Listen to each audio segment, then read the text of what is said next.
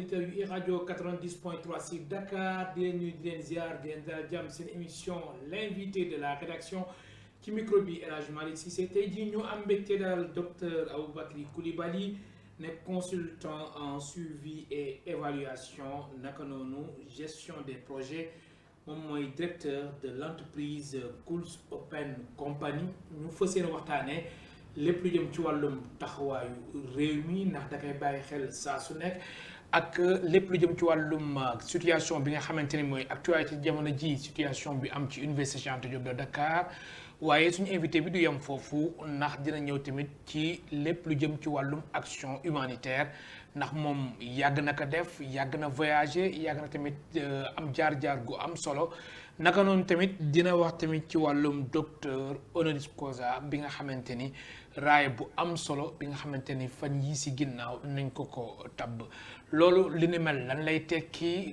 lan lay mën a jur ak tamit action yi nga xamante ni moom lay def loolu yëpp docteur Aboubacry Coulibaly dina ko yaatal ci émission l'invité de la rédaction man lay dala jàmm si suñu plateau bi docteur Aboubacry Coulibaly. Merci beaucoup El Hadj maa ngi leen di gërëm bu baax a baax. di sant rajo ITV. di ma jox occasion pour ma ñëw fii waxtaan ci mbirum développement humanitaire. mbirum boo xam ne vraiment si loolu rek laa doon yëngu. man sama carrière yëpp maa ngi ko def ci association yi ci ONG yi et ci biir système des Nations Unies. très bien alors laataa ñuy ñëw tamit ci actualité ñëw tamit ci xuus bu baax ci waxtaan bi c'est important aussi nga ñëwaat si sa jaar-jaar ndax sa parcours gis naa ko xool na lool macha allah yaatu na est-ce que mën nga ñëwaat si sa jaar-jaar si sa parcours laataa ñuy dugg bu baax si waxtaan bi. waaw dinaa si sawar bu baax a baax. balaa may tàmbali donc je commence par sama dëkk. oui bi ma nekkee xale nekk Kanel. oui donc bi ñu amee entrée en sixième bi ñëw Saint-Louis lu ñu njëkk def mooy jàng pulaar. ban année la woon loolu. c'était les années 77 78. donc dañu doon sabar si dem jàngale langue nationale. si la ñu jàng pulaar ñu jàngal ñu pulaar ba ñu mokkal pulaar bi. donc ki ma jàngal pulaar ba léegi on est en relation mu ngi tudd Amadou Tidiane Kane. macha allah. bon certainement qu'il nous écoute. donc bi ñu demee ba jàng pulaar ba mokkal pulaar bi saa yu ñu demee vacances. dañuy jàngale foofu di jàngal ñi nekk foofu ñu jàngal leen pulaar pour ñu mën a bind. ba pare ñu créé ñu am suñu benn association villageoise à l'époque Kanel c'était pas une ville c'était un village.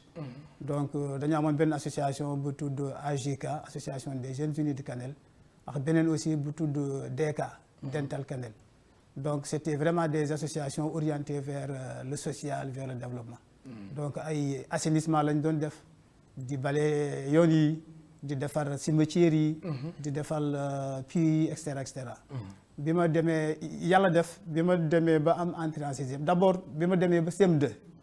ma xaw a yëfu xale yi daal di ma jàpp tuuti. ma abandonné école. topp sama benn mag di dem di nappi rek. nga def ko si ñaata at. def naa ko benn année. waaw yàlla def nag benn directeur d'école ñëw foofu bu tudd monsieur Sarr. donc mu dem xool cahier roulement parce que cahier roulement mooy cahier boo xam ne bépp élève boo xam ne def nga rédaction bu baax rek dañ lay wax rédaction bi nañ ko bind ci cahier de roulement. comme ça cahier de roulement boobu day nekk référence pour yeneen génération yi. bu ñu ñëwee ñu daal di dem ci cahier bi jàng naka la ñuy defee rédaction ñan ñoo fa doon def rédaction yu baax. très bien alors sa jaar-jaar bi ngay wax ni am na solo. mais da nga def ay dëkk def aussi ay ONG loolu aussi c'est important nga ñëw si ndax loolu poussé na la lépp lu jëm ci wàllum développement humanitaire mu ñor la est-ce que mën nga ñëwaat ci fànn boobu la. waaw daa ñëw si fànn boobu juste rek parce que point de départ bi. daf mel ni échec la woon. parce que point de départ bi moo tax ma mën a tëb ba def li ma def yëpp. d'accord parce que dama raté woon sama CM2. oui directeur boobu nag bu mu ñëwee. mu xool cahier de roulement bi gis sama tur foofu laajte est-ce que am naa entrée en sixième dem naa Saint-Louis gars yi ne ko non kii mu ngi fii bàyyi na jàng mu ne loolu mënul nekk kii mënul bàyyi jàng. si la dem gëstu ba gis sama pap ñëw jàpp sama loxo defar na si école. si laa jàngee nag ba am entrée en sixième daal di génn nag daal di dem Saint-Louis. très bien voilà alors li ci wàllum développement humanitaire ak parcours yi nga def si yenn ONG yi loolu nga ñëwaat si expliquer ko suñu mbokk téléspectateurs yi dina am solo. ok ci côté développement. sama premier pas maa ngi njëkkee si Oxfam Grande-Bretagne. fii si Sénégal. boobu maa ngi woon année de licence. donc Oxfam dafa doon wut ay animateur. oui licence lan licence physique et chimie. physique et chimie. boobu Oxfam mu ngi wut ay animateur parce que dañu doon dimbal fédération Dilaaw fédération Dilaaw mooy benn fédération boo xam ne mu ngi si Podor. c'est une fédération boo xam ne 33 villages ñoo ko composé. village bu nekk am na association des jeunes association des femmes et association des adultes. donc comme avant Oxfam bi mu doon intervenir foofu dañu doon financer ay projets c'était des petits projets. ay projet rek lañu doon financé mu dem ba si kanam ñu geesu xam ne financement projet amul njëriñ. ne dañu war a changer démarche nañu financer ay programme boo déggee programme nag mooy ay projet yoo xam ne yu bëri yoo xam ne dafa am ay interrelation projet yi dafa am ay interrelation projet bii dañu duggante pour mun a am résultat. voilà kooku nag pour nga mun ko def il faut que nga am organisation boo xam ne bu taxaw. alors que à l'époque fédération Dilaaw dafa amoon ay jafe-jafe benn bi fédération bu rëy la.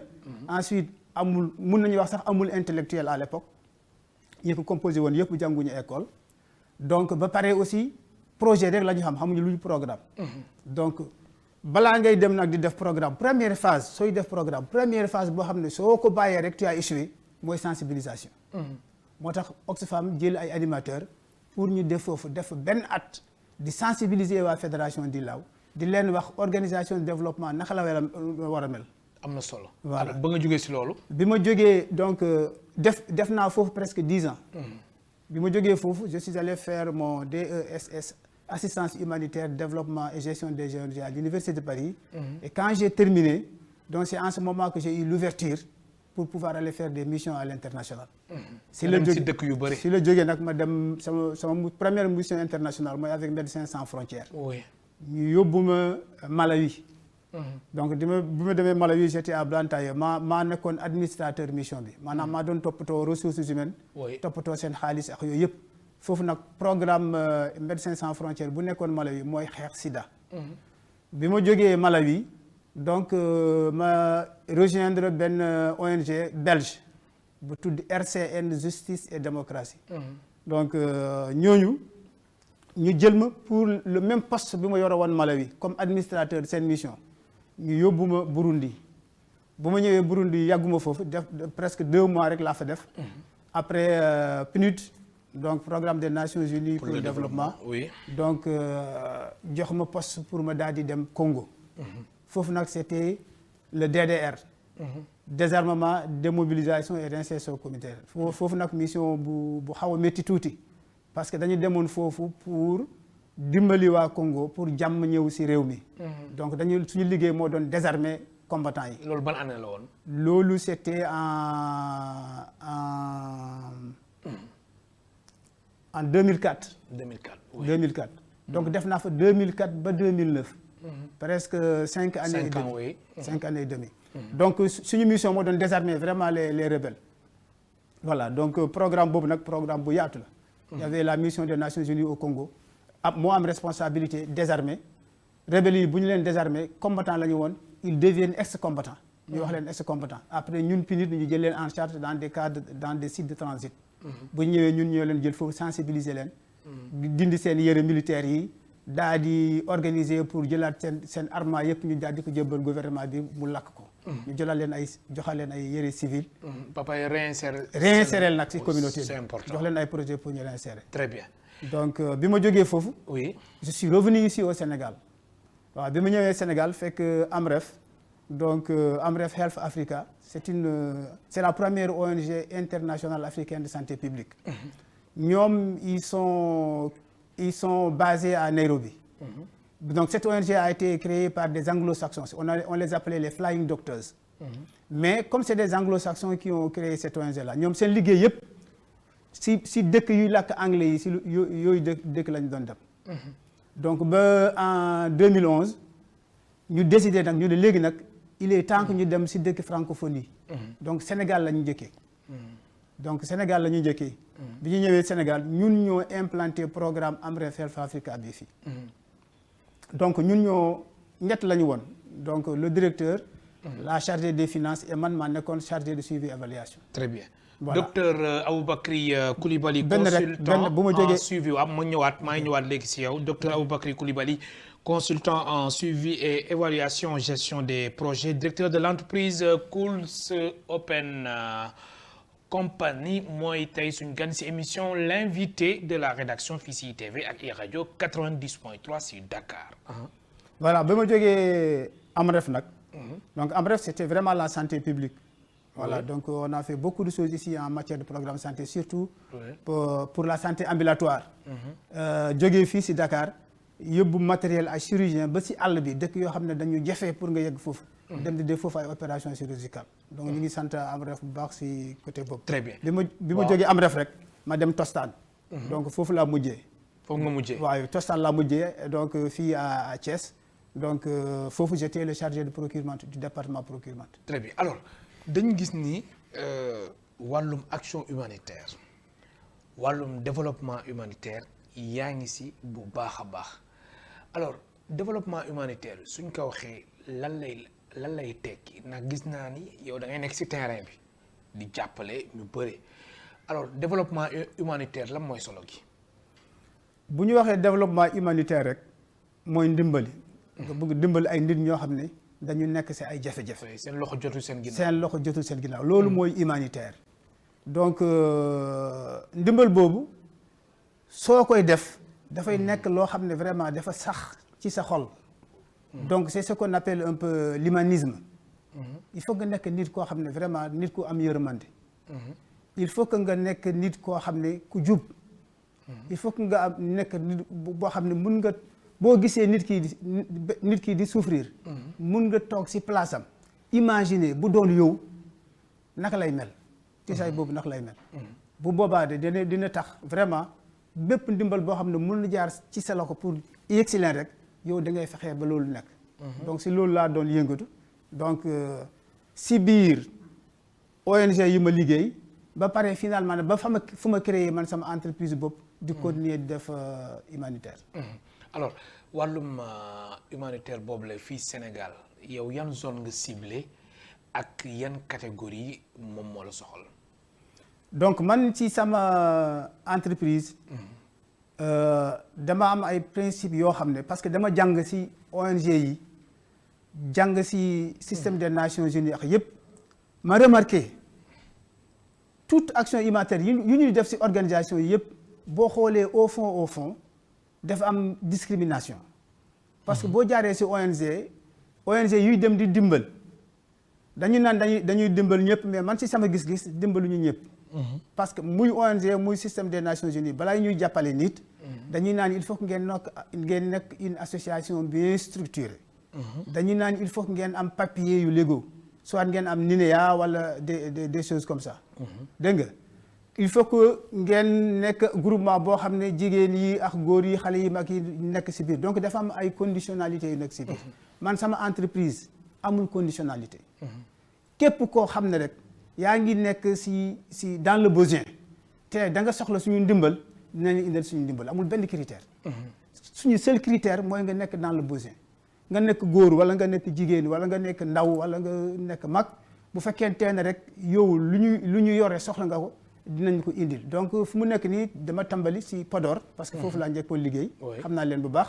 foofu laa def sama première distribution. donc deuxième distribution ma def ko à Tivaouane.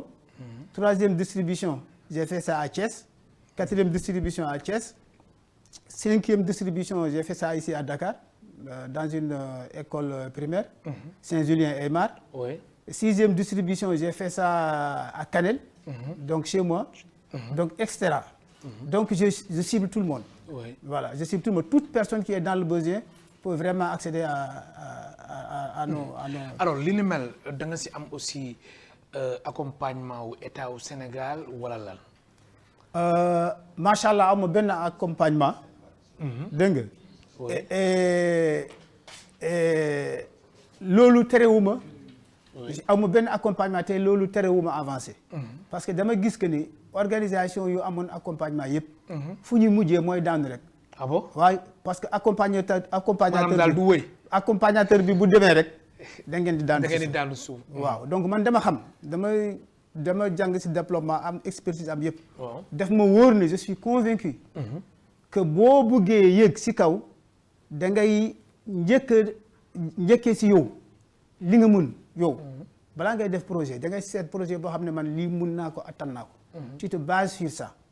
nga indi sa expérience expertise wut ay xarit walla ay dëkkandoo yoo xam ne am ngeen benn gis-gis bi. invité leen nag ñu ñëw jàppale la. su ñu ñëwee aussi volontariat la ñu ñëwee humanisme la ñu ñëwee loolu moo leen parce que dañoo sawar rek si dimbal nit. dafa leen neex man loolu laa njëkkee lu ñuy def yëpp c'est du volontariat. donc ci loolu la njëkkee. donc j'ai commencé par moi et puis nee naa nit ku nekk am na lu mu mun dimbal keneen ki. parce que l'humanitaire c'est très facile. donc moi j'ai commencé par dire même yow su ma waxtaanee ak yow su ma paree nga yónni ma dara. parce que muy yow mii muy man muy keneen. ku nekk si ñun am na lu mu yore si këram te soxlawu. am na solo. am na ay yére yoo xam ne da ngay toog ñaari at da ngay fàtte ne sax amoon nga yére boobu. oui am na ay dàll yoo xam ne ñu ngi tegle foofu des dizaines et des dizaines de dàll doo ko sol. dégg nga muy dàll muy yére muy yëpp mais am na ñoo xam ne loolu rek lañu bëgg. boo gisee samay distribution su ma demee di distribuer nit ñi ay yére ay dàll mais dañuy buuxante. dañuy buuxante ku nekk di xëccoo di naan il faut que ma am sama mbuus. léegi nag si loolu laa def su ma demee. distribuer jël ay vidéo yónni ko ñoo xam ne samay xarit lañu dégg nga wala samay collègue lañu. woon leen gis ngeen li ngeen yore woon foofu loo xam ne vraiment du ngeen ko utiliser mu ngi woon foofu. di jox naa ko ñi xool leen ñu ngi fecc ñu ngi leen di sant ñu ngi leen di ñaanal. très bien alors ci wàllum financement ak fonds mbir mi nan la tëddee ñan ñoo lay financer si la nga sukkandiku. comme j'ai dit tout à l'heure man je commence d'abord par man. yow sa bopp waaw ba ma defee sama entreprise ba pare. oui xam naa ne entreprise du dox sans financement. j'ai créé un modèle économique. modèle économique bi mooy dama def comme genre auberge. à Thiès. auberge boobu moom mooy tax ma am dara su ma amee dara ma mun ko investir dans l'humanitaire. da nga créé kii auberge Thiès. Thiès. la auberge la pour. auberge rek pour accueillir les missionnaires les gens yu jógee ci ONG yi. xam nga j'ai beaucoup de relations j'ai travaillé dans beaucoup d'ONG. les gens sont tout le temps en mission ñuy ñëw di ñëw ma ne leen auberge baa ngi nii y a la tranquillité auberge boo xam ne vraiment tranquillité moo fam boo buggee def concentration wala liggéey soo ñëwee tuyee en paix mun nga toog foofu liggéey te lépp mu ngi en règle lépp mu ngi en règle création beeg ak ni nga ko taxawale yëpp jaar nga fi nga war a jaar lépp j'ai papier sama NINEA sama autorisation c'est important lépp ministère du tourisme jox na ma kii agrément j'ai tous ces papiers avec moi voilà donc très bien. Et ensuite je m'adresse aux missionnaires aux gens des ONG. samay xarit les expatriés ki yoo xam ne saa yu ñu ñëwee dañuy ñëw wàcc Dakar. bu ñu wàccee Dakar ñu am fi ay jafe-jafe du ñu am vraiment. fu ñu nekk. alors que ils ne sont pas obligés léegi bu ñu ñëwee mën nañu jaar Thiès. dégg nga ñu dallu foofu. dallu foofu ñëw Dakar jënd lu ñu doon jënd yëpp bu ñu yeewoo Thiès daal di juba daal di continuer dem Fouta. très bien donc ça c'est mon modèle économique. ensuite. ma démarche c'est de compter sur mes proches ma famille d'abord. parce que damay dajale ay yére dajale ay dàll. je vais voir sama waa famille yëpp yéen a ngi yore ay yére sama doom yi sama jabar ñeneen. après je vais vers mes voisins yéen a ngi yore ay yére def leen soxloo leen ko. indi leen ko ñu dem jox ko miskin yi. si la ñu commencé avec aussi bi ma demee États-Unis j'ai rencontré là-bas une américaine. ñuy waxtaan noonu après mu ne ma moom dafa bëggoon def humanitaire. mais amul woon correspondance boo xam ne mu ngi nekk Afrique. bi ma ñëwee fii nag ma ne ko démarré naa activité humanitaire moom tamit ñu signé partenariat muy dajale foofu donc ay yére ay nourriture tu vois donc dama yónni fii man may distribuer donc si noonu la commencé noonu lay avancé ba léegi am na aussi beneen partenaire boo xam ne muy France donc c'est une ressortissante sénégalaise boo xam ne France la nekk moom tamit mu gis action bi neex ko mu commencé moom tamit donc di def ay collecte auprès de ses amis n'est-ce pas moom tamit ñëw fii ñu defandoo vraiment benn action et cette action là c'était au bénéfice de la pouponnière Sourire Bébé à Thiès. Très bien. Alors, Aboubakry Coulibaly, docteur Aboubakry Coulibaly, consultant en suivi et évaluation, gestion des projets, directeur de l'entreprise Cools Open Company mooy tey suñu gan si émission l'invité de la rédaction fii si ITV ak rajo 90.3 si Dakar. Alors fan yi si ginnaaw da nga am lu ñuy wax docteur honoris causa mu nekk li nga xamante ni yow yaa ko liggéey mu nekk raaya gu am solo nga ñëwaat si expliquer que ni loolu signification bi lan lay tekki. ok jërëjëf El Hadj merci beaucoup. pour laaj bi ñor na la de. laaj bi ñor na ma loolu parce que c'est d'actualité. oui. parce que ça s'est passé les 18 et 19 donc novembre passé. Oui. donc à l'hôtel Azalaï. donc maa ngi siy profité aussi di sant IARPA. Institut africain de recherche pluridisciplinaire appliquée. ak CVPT. donc le centre de valorisation professionnelle de Tunis. ñaari institution yooyu. ñoo ma may distinction boobu.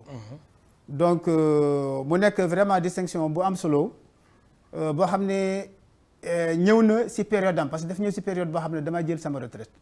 donc ba pare lii mooy rek di seede distinction bi di seede. def naa lu baax parce que ku ñuy def diplôme ku ñuy jox diplôme doctorat honoris causa. mooy koo xam ne am nga xam-xam lu mu tuuti. am nga savoir vivre xam nga nooy dëkkee ak nit yi. am nga savoir être xam nga nooy doxee.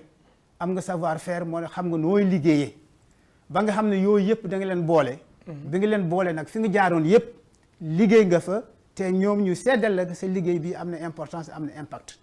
donc loolu moo tax ñu may la boobu donc su ma bëggee damaa ngi sant waa sama xarit yi vraiment di sant waa Kanel yëpp. ñoom ñëpp dañu mobiliser wu bu ñu déggee ne am na distinction boobu dañ ko def ñoom ñoo ko am. waaw donc dañu mobiliser ils sont là-bas ils veulent même en faire une célébration donc ils ont porté ça à une hauteur boo xam ne man sax defe naa diplôme bi yëgul woon foofu.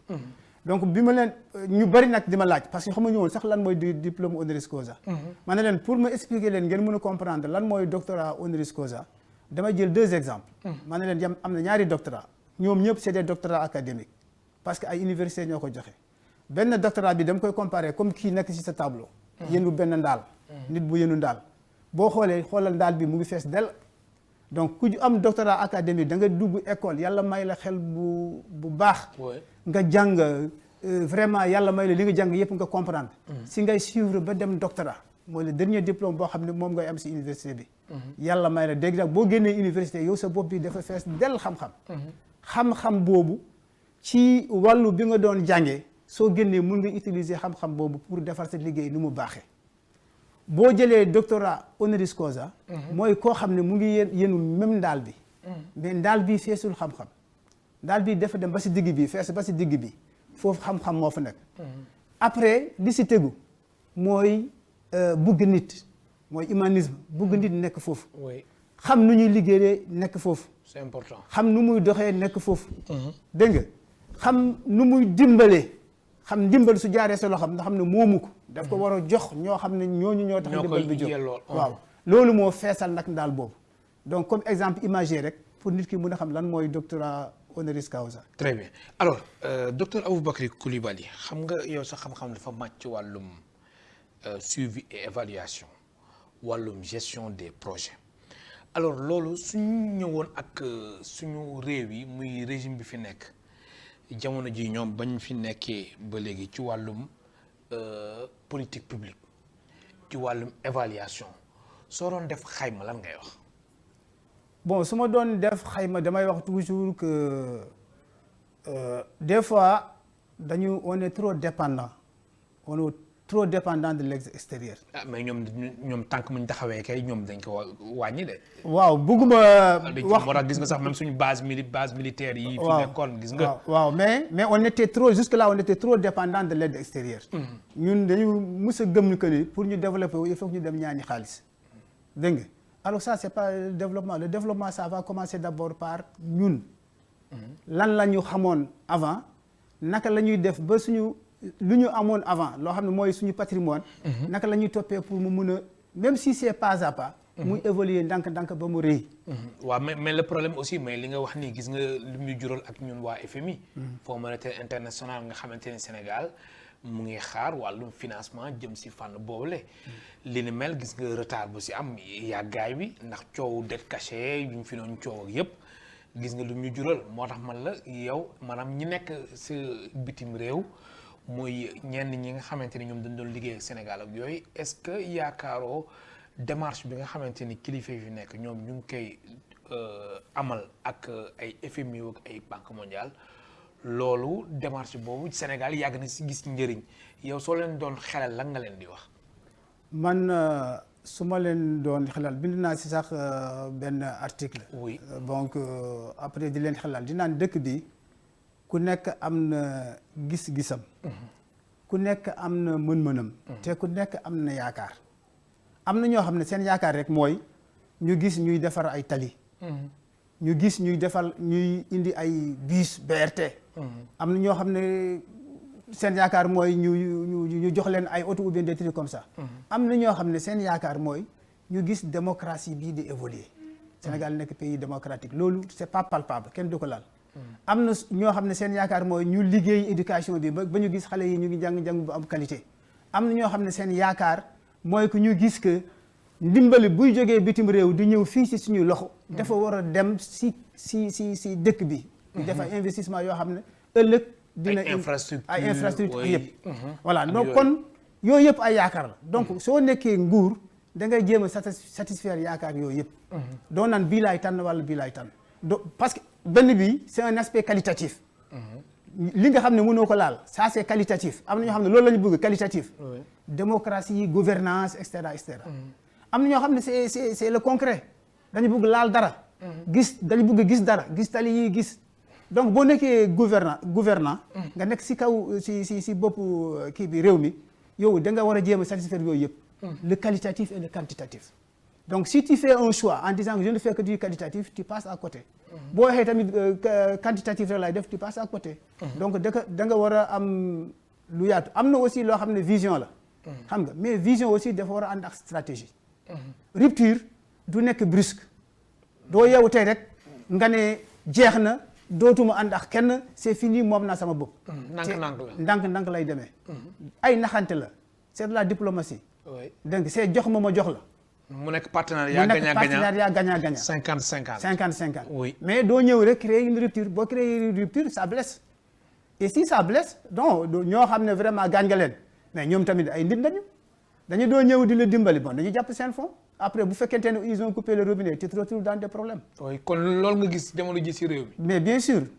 bien sûr actuellement il y a des problèmes donc tout le monde le ressent. oui donc tout le monde le ressent koo wax nii rek sànq maa ngi nii man humanitaire la dama am benn nit boo xam ne mu ngi nekk ci ay jafe-jafe. te c'est dans mon entourage. oui donc dama lancer appel pour nit ñi ñëw ñu jàppante. jël mais koo wax rek daf lay wax jafe-jafe bu mu nekk tey. waaw loolu mooy les indicateurs. c'est des indicateurs. Oui. Donc ce sont des indicateurs qui parlent. donc nit ñi boo leen waxee ñu ne vraiment man fu mu nekk nii situation bi baaxul bu fekkente ne consultance nga ne consultance bi doxatul parce que bu fekkente ne jaaykat nga lu ma doon jaay léegi amatuma dara bu fekkente ne et cetera. Tu vois donc vraiment on est dans cette situation mais moi je suis persuadé que aussi pour que changement am pour que développement am il faut que nga muñ bon dans notre langue dañuy naan boo buggee am. charbon këriñ. il faut que nga muñ la fumée. waaw mais nag aussi.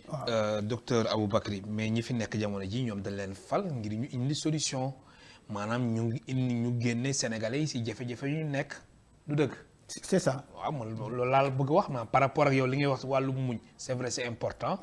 mais tamit ñi fi nekk dañ leen fal pour ñu indi solution si jafe-jafe yi nga xamante ni. moom la Sénégalais yi am yaakaar si ñoom ba 54% voté le président de la République Bassirou Diomaye Faye. oui je suis entièrement d'accord avec toi. oui loolu ñoo tax ñu fal leen. mais aussi avant ñu leen di fal tamit man je suis apolitique ah man. c'est rare que ma dugg si problème politique yooyu. donc man humanitaire là je n'ai jamais fait de la politique. mais je suis un observateur. mais xam naa ne avant ñu leen di fal peuple bi dafa am lu mu leen laajoon. peuple bi daf leen ne bu ngeen ñëwee au pouvoir. lii jaaduwul dañu bëgg ngeen tegaat ko ci yoon. donc ñu ngi nekk ci tànk boobu moo tax sànq ma ne la les attentes sont différentes. boo nekkee ci nguur doo naan je choisis de cette voie là. boo ko defee tu échoues.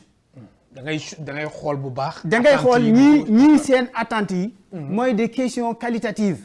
dañu bëgg gouvernance bi qu'on assoie la gouvernance. oui dañu bëgg la transparence dans la gestion des biens publics. ñeneen ñi bëgg justice. ñeneen ñi ñoom lu ñu bëgg rek gis ay pont.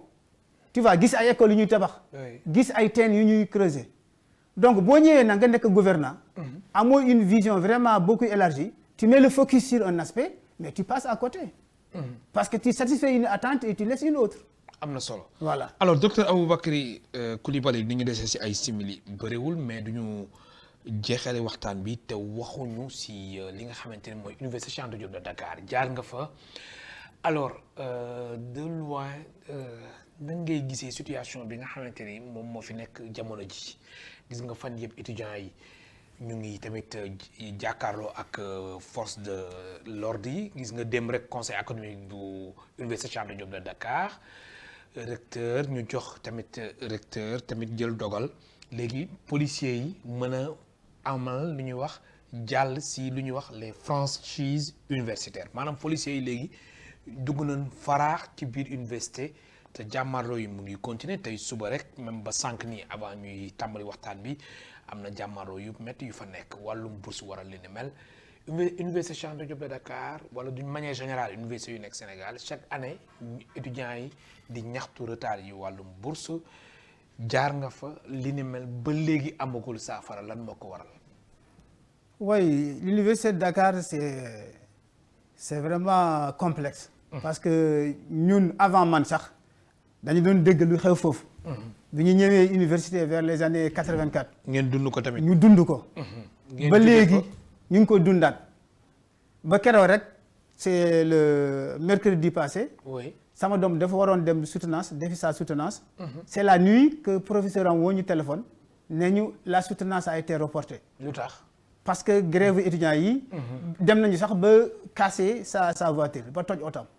donc xam nga si condition yooyu mënoon dem si salle di dem di soutenir. donc ça va impacter sur la vie et le futur des étudiants dina impacter si jàngalekat yi dina impacter si réew mi. moi je me rappelle j'ai effectué une mission en Inde. bi ma doon def sama global executive MBA. on est allé là-bas donc dans le cadre des échanges. donc mais les Indiens bi ñu ñëwee ñuy discuter ak ñoom ils ont dit que Afrique bu leen nax seen bopp bu fekkente ne da ngeen bëgg seen réew mi développer. bu def jël leen seen effort yëpp seen focus yëpp ngeen def ko ci xale yi. parce que l'Afrique dafa nekk boo xam ne continent boo xam ne moom rek moo am aujourd'hui un pourcentage jeunesse boo xam ne qui est apprécié par tout le monde. yeneen population yëpp c'est des populations qui vieillissent. et donc ëllëg xale yi nii bu ñu leen joxee formation nekk formation bu dëgër bu baax ñoom ñoo mun a développer suñu réew mi ñun sax on est dépassé suñu jàng bi léegi amatul dara. parce que léegi avec l'intelligence artificielle da ngay woo sa doom ne ko kaay woon ma comment naka la ñuy defee lii wala nañu defee la. ñun bi ñu doon jàng xamuñu woon ordinateur da ngay dem ba licence nga soog a am ordinateur.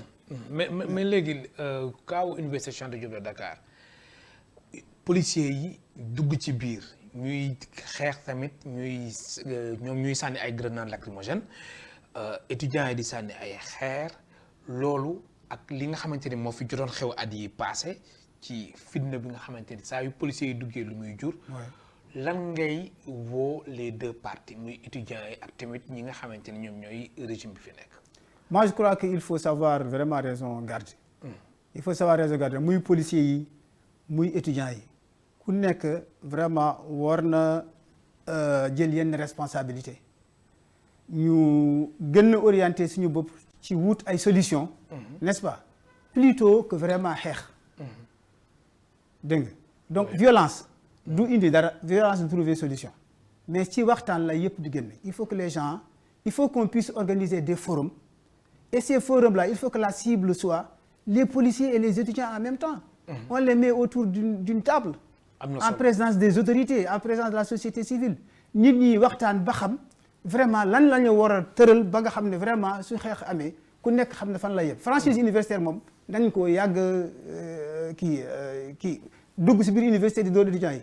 loolu yàgg na. donc je ne sais pas voilà donc. waaw léegi bourse yi nag. waaw bourse waruñu nag normalement bourse quand même waruñu toog am problème fay bourse étudiant normalement parce que étudiant boo xam ne ñoom ñëpp ñu si bari si àll bi lañ jógee ñëw ba fii amuñu njaatige nekk fii parce que boo am les bourse doo lekk mais kilifa yi dañ ñoom nee nañ chevauchement wu année yi moom moo ko waral de gis nga année yi passé année yu duggalante ci année universitaire moom moo waral li ne mel. waaw mais ça c'est des choses connues bien avant ñoom xamoon nañ le bi ñuy briguer bëgg jël pouvoir bi ils savaient qu'il y a ces problèmes moi je crois que quand on est candidat à la présidence de la République on doit au préalable n'est-ce pas faire une étude boo xam ne day tax nga xam situation réew mi nu mu mel. situation globale. situation globale boo gisee situation bi xam nga étudiants yi am nañu ay jafe-jafe fonctionnaires yi am nañu ay jafe-jafe suñu hôpitaux yi am nañu ay problèmes donc boo ñëwee au pouvoir tu dois avoir comme ils ont un programme donc programme bi il faut que ça soit graduel première année bii lii laay réglé deuxième année bii lii laay réglé quelles sont les priorités. am na solo. waaw man lay gërëm baax di la sant. merci beaucoup El Hadj maa ngi leen di gërëm bu baax di leen sant. di gërëm vraiment rajo ITV di gërëm le directeur général et tout le staff. très bien di la gërëm baax di la sant suñu gan tey si émission l'invité de la rédaction nekkoon docteur Aboubacry Coulibaly consultant en suivi et évaluation gestion des projets directeur de l'entreprise Cool's Open Company moo nekkoon tey suñu gan si émission l'invité de la rédaction fii si ITV ak iRadio 90.3 si Dakar ci micro bi El Hadj Malick Cissé ci réalisation bi Pape Dramé ak Hélène jaa ngeen jëf ba beneen yoon.